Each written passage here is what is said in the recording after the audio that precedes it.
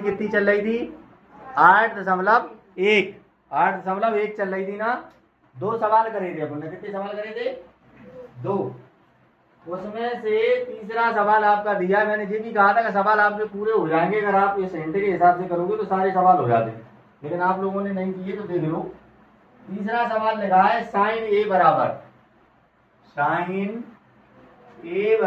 3/4 जी लिखा है बेटा। तो कॉस ए और टेन ए का मान ज्ञात करना है। तो कॉस ए और टेन ए का मान ज्ञात करना है। अब बेटा सीधा जाना है अपने लिए। साइन बराबर क्या होता है? साइन बराबर क्या होता है? मैंने एक फॉर्मूला बताया था लाल बटे कक्का। यहां से साइन बराबर होता है लंब बटे कर्ण। तो साइन बराबर क्या आ जाएगा? लंब बटे कर्ण, यानी लंब बटे कर्ण बराबर 3/4। आप क्या बनाएंगे? एक समकोण त्रिभुज बनाएंगे बेटा। ABC जिसका नाम देंगे। मान लो ए दे दिया है, बी दे दिया है, सी दे दिया है। मन से मानना। अपने पास काय का मान दिया है? लंब का 3 दिया है, कर्ण का 4 दिया है। क्या निकालना है? आधार आपको निकालना है। क्या निकालना है? आधार।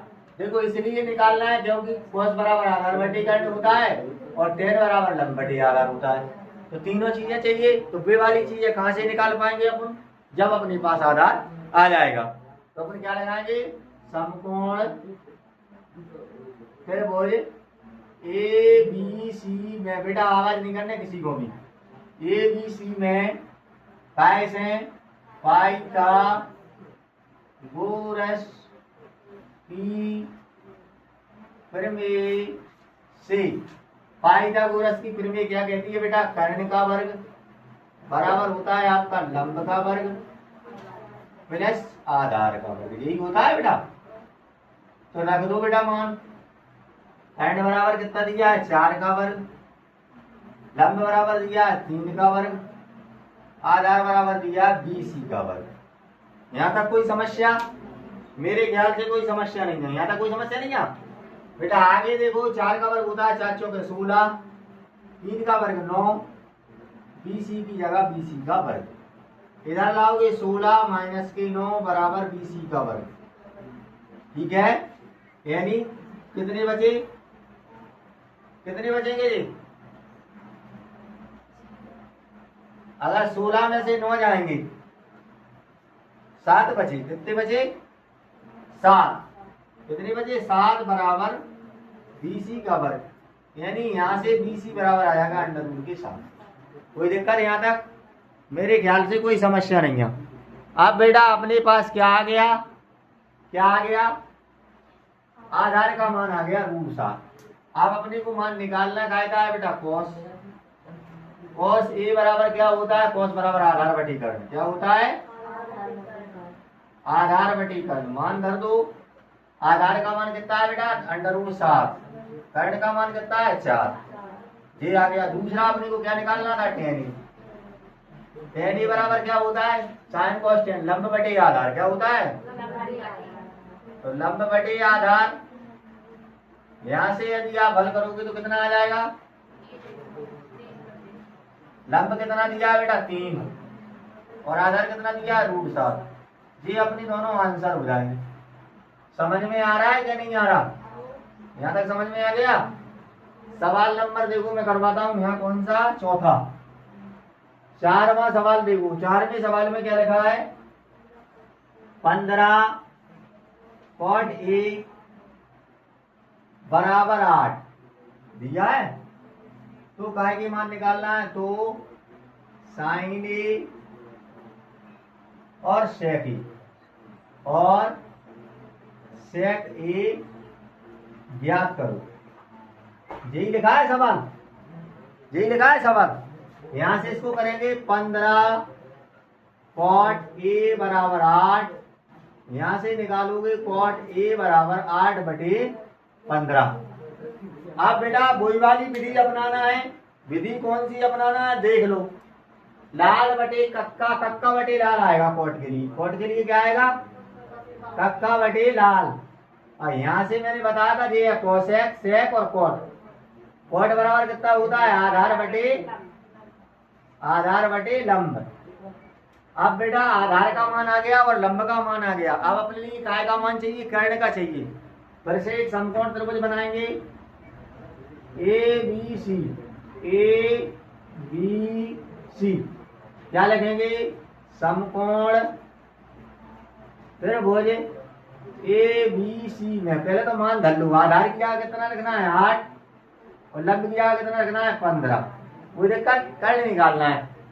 समकोण त्रिभुज ए बी सी में काय से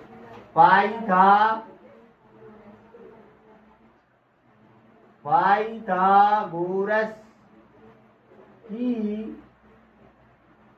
प्रमेय से, पाइथागोरस की प्रमेय क्या कहती है, पाइथागोरस की प्रमेय कहती है बेटा कर्ण का वर्ग बराबर लंब का वर्ग प्लस आधार का वर्ग। कोई दिक्कत, कर्ण बराबर मान रखो, कर्ण का मान है BC का वर्ग, लंब का वर्ग 15 का वर्ग, आधार का वर्ग 8 का वर्ग। हल करोगे BC का वर्ग बराबर 15 225, 8 तैया 64। BC का वर्ग बराबर निकालोगे 5 और 4 9, 6 और 2 8, 289 आ जाएगा। BC बराबर निकालोगे 289 पे करनी लग जाएगी और BC बराबर 17 आ जाएगा। 17 का वर्ग होता है 289। यहाँ तक क्लियर हो गया बेटा। यहाँ तक यदि आपका क्लियर हो रहा है तो आगे देखिए फिर क्या करना है। अपने को मान काय का निकालना है, साइन ए और सेक ए। साइन ए और सेक ए, देखो साइन के लिए तो यही आएगा लंब बटे कर्ण और सेक के लिए क्या आ जाएगा कर्ण बटे आधार। लिखा तो सब कुछ है आपके पास। तो सबसे पहले अपन काय का मान निकालेंगे, सबसे पहले निकालेंगे साइन ए का। और साइन ए बराबर क्या होता है लंब बटे कर्ण। क्या होता है लंब बटे कर्ण।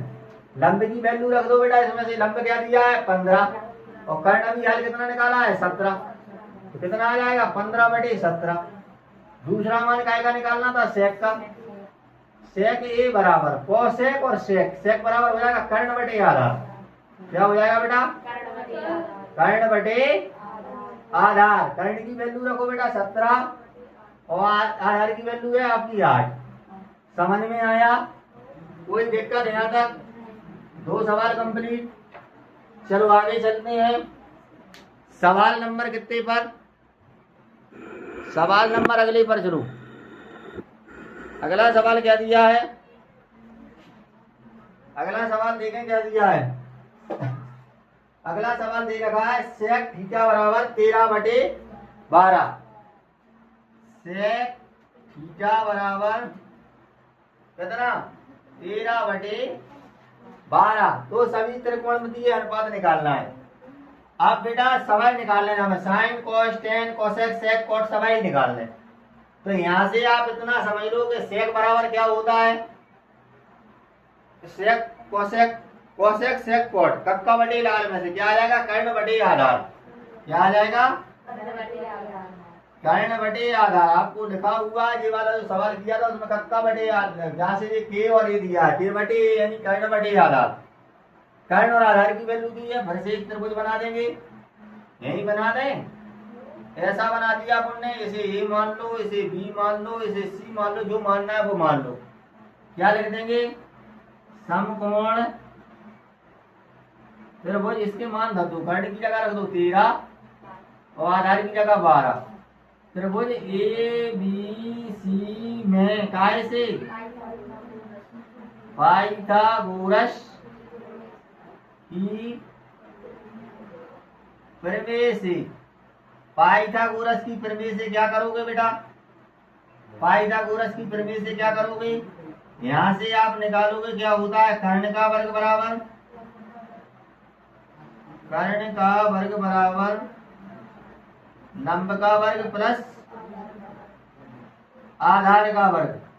मान रखो कर्ण की वैल्यू दी है बेटा 13 का वर्ग, लंब की वैल्यू दी है ए बी का वर्ग, आधार की वैल्यू दी है 12 का वर्ग। स्पष्ट दिख रहा है।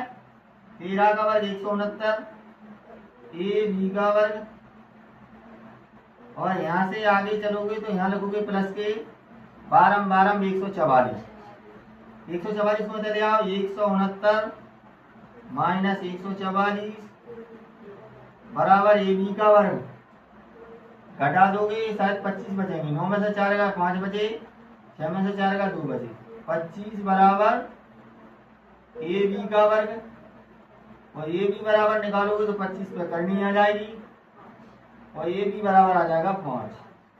काय की वैल्यू आ गई, लंब की वैल्यू कितनी आ गई 5। अब क्या है, निकाल दो, यहां से लिखूं, यहां से बन जाएंगे पूरे।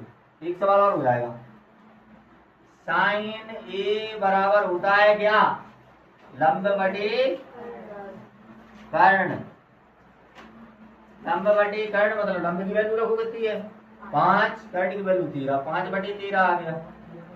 साइन के बाद कॉस ए बराबर आधार बटे कर्ण, कितना होता है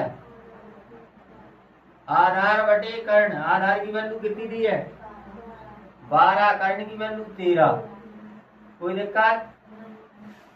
साइन कॉस टेन, टेन की वैल्यू कितनी आ जाएगी, लंब बटे आधार, लंब बटे आधार लंब की वैल्यू 5, आधार की वैल्यू 12, फिर आ जाएगा आपका कोसेक, कोसेक ई बराबर आएगा, कोसेक बराबर क्या आएगा, कक्का बटे लाल से कर्ण बटे लंब, कर्ण बटे कर्ण की वैल्यू कितनी हो जाएगी, कर्ण की वैल्यू कितनी हो जाएगी 13 बटे 5।